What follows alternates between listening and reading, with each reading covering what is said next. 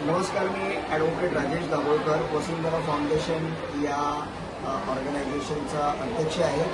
माझ्यासोबत NGO सेलचे आमचे मुंबईचे अध्यक्ष हेमांग जांगलाजी आहेत आणि निशा सुवर्ण मॅडम सुद्धा या ठिकाणी आहेत, ज्या अनिरुद्ध विद्यालयाच्या इंग्लिश मिडियमच्या त्या प्रिन्सिपल आहेत. मी सर्वप्रथम तर हेमांग जांगलाजी आणि या संस्थेचे अध्यक्ष योगेश चिंदरकर आणि आमचे चिंदरकर सर यांचे मी आभार व्यक्त करतो की त्यांनी इकडच्या विद्यार्थ्यांसाठी चष्मा शिबिर आपण आयोजित केला होता.